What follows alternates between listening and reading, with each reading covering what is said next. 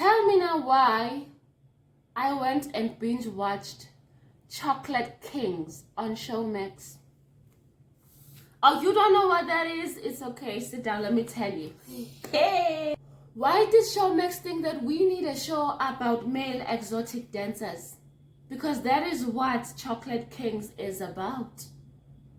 Male exotic dancers, not strippers. Do not call them strippers. They don't like that. They say they are not strippers. To them, this is an art, okay? To them, this is a dance, an art that they want to normalize and commercialize and make it mainstream. Pardon. They want to make exotic dancing mainstream. No, some things don't belong in mainstream. They don't. Okay, wait. I feel like I'm ranting already and I haven't even told you what this show is about. Let me take it back. Chocolate Kings is a South African reality television show found on the South African streaming platform called Showmax. It follows 9 male exotic dancers as they come together to form a company that you can call. If you have, let's say, an establishment like a club or whatever, or you're having a party, a function that needs their services, you just call them. The company is called Chocolate Factory. If you are in need of male exotic dancers, call Chocolate Factory, select your man, and they will come through, honey. They'll be gyrating, grinding, and whining all over the show. Now, this is where my comes in. I did not know what exotic dancers do. Wait, I did not know what male exotic dancers do. This is why I'm reacting like this. I thought it's like a Cardi B music videos, except men, you know, they are on stage, there's a pole, maybe there's no pole, they gyrating, they grinding, they dancing to the sexy, it's yes, give me more, grind, wine, and they're taking off their clothes and six-pack, butt cheeks, front thighs. I am here for all of it. But no, I mean, yes, but it goes further than that. They also leave the stage and come to the audience and be all over my personal space and my person. They simulating sex on my body. Did I ask for that? Why am I traumatized just thinking about the show? That part, the second part, gentlemen. Yee! No. Okay. They'll be simulating sex on these ladies. No. I have friends and and their children watch my videos. I will not. So basically, that's it. They simulate. They simulate on you. Don't you dare. Gafa. Ooh. So who are these men? The leader is Sweet Chili. I will only be using their stage names. The leader is Sweet Chili. So Sweet Chili had this brilliant idea to revitalize a company that once belonged to his former mentor, who has since passed on. Who is this former mentor? He went by the stage name of Cadbury. You know, Cadbury. Wouldn't it be nice if the world was Cadbury? And Cadbury had this company called Chocolate Factory for male exotic dancers. But I think with Cadbury passing, things kind of fell apart. So now Sweet Chili is reviving this company. He's calling a group of other men in the industry to come together and be part of his company. Now, Chocolate Factory is going to belong to Sweet Chili, and whenever Sweet Chili talks about it, he makes sure to say my company, my company. I would not want to work for Sweet Chili, just on that note alone. Sweet Chili, don't say my, say our company. Even though you started it, you are the leader, still to your team members, say our company. His storyline really is just wanting him to establish this company And he does, like, the man is hardworking. He's calling certain establishments, asking them to come through, asking this establishment if he could come through. He's looking for clients for this, so he is doing what he needs to do to get this company off the ground. And he's also training, coming up with choreography for this group of exotic dancers. After Sweet Chili, I want to mention Rush.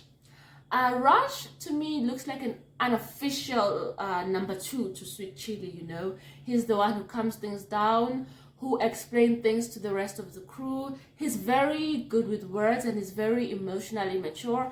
And I think he makes a good number 2 to Sweet Chili, because Sweet Chili talks too much and he is just verbally obtuse. He doesn't have a good way of delivering things. So with Rush, I think he's very good at neutralizing whatever Sweet Chili has said. And also Rush is a good listener, where Sweet Chili just rushes to have his say. Next we have Leo and we have Hank. We did not find out any further details about their background. They are just there and they are part of Chocolate Factory. We then have Superman. A little bit of his background. He introduced us to his girlfriend. He's really in love with her. She's very supportive of him being an exotic dancer. He wants to marry her in the very near future. Superman also introduced us to his mother and explained to his mother what he does for a living. He left out a lot of details though, and based on all of that, his mother seems to understand and accept what he does. Next, we have Simba. Sorry, I used the wrong name, so I had to just insert this part right here. It's Simba. Leo is the underdog.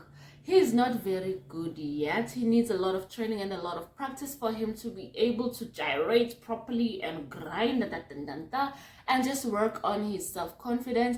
Looking at him, I think he's still on the young side and maybe he just started out as an exotic dancer. The other guys are very supportive of him, because not only is he not good at being an exotic dancer, he's also not good at voicing himself out and expressing himself verbally, which is a very challenge when your boss is Sweet Chili, who is abrupt and loves the sound of his own voice. And next we have Babyface. Babyface is the Beyonce of the group. He is very good at what he does and he's a bit competitive with the team members as well. But also, he loves attention. Every subject matter, it's like he must be involved in that. He also starts a little bit of drama with some of the guys, but I think they handle everything very well. But what I do love about Babyface is that he's very supportive of Simba, the guy who's struggling. And what I also love about Babyface is that he calls out Sweet Chili on how Sweet Chili refers to the company as my company and stuff like that. After Babyface, I want to mention Daddy Dom. Daddy Dom is a man who dresses in all black. He seems to be very sexually liberated. He's into the Dom submissive type of thing. That is what his stage performance is mainly on. I want none of that. Dom, thank you, goodbye, I will pass.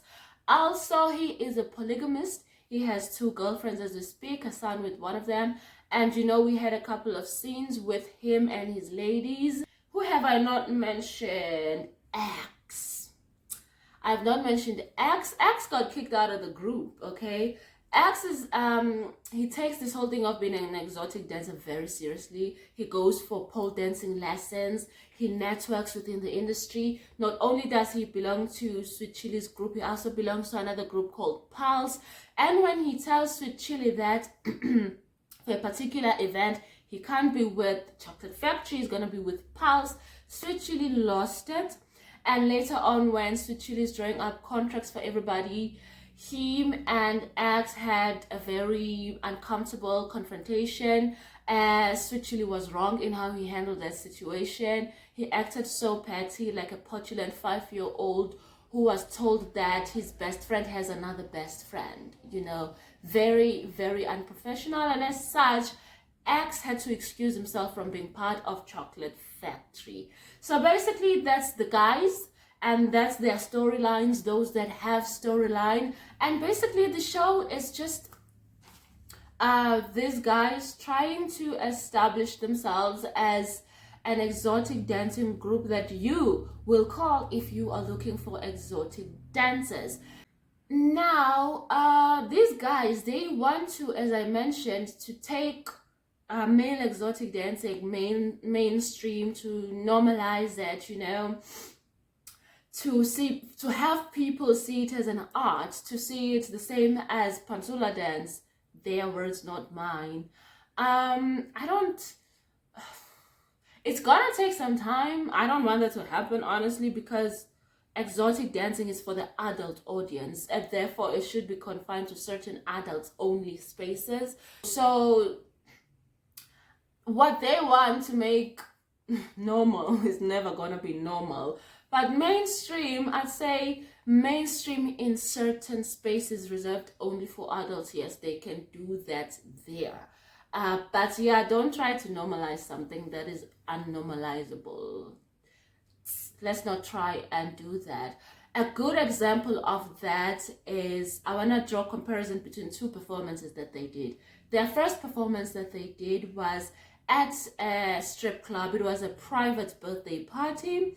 So I think with the guests coming in, they already knew what's up. So the guests were very receptive to exotic dancers in their midst, to interacting with these guys, to have these guys gyrate upon them, give them lap dances, lift them up, throw them in the air, and all that went on. Nobody was thrown in the air, but you get my point. And then I want to compare that to when they went to some place in Soweto, which is just a nightclub type of spot, and they showed up there and they were doing their stuff, and the audience was not that receptive. A lot of people didn't mind watching, but when the part about them being all over you, being in your personal space for that part of the act, the audience was really not receptive to that, and it was a shock. I cannot be seeing exotic dancers for the first time, just trying to grapple with that, and next thing, you want to be on my lap? Dude, no. Let's no, you know. So it's I feel like this whole thing can be mainstream in the right spaces, and they must not try and take it out of those spaces. They're gonna traumatize a lot of women. I'm sorry to say that. It is this man that you do not know, and he's all over you simulating sex. That what on earth? No, that is nothing to normalize, okay? Especially in the country that we live in, with, you know, so many women walking around with certain types of sexual trauma. No. If the woman willingly goes to a strip club, then she will expect that. But I cannot go to my local hangout spot, my local Shisanyama, and next thing there's male exotic dancers and they want to be all over my lap and pass on. I can't have that. So before my throat closes up, I think this is where I'm going to leave this video. If you are an adult and you want to check this out yourself, it's on Showmax. Thank you for watching my video. Please make sure that you subscribe. I really want to reach 1,000 subscribers. Thank you. Goodbye.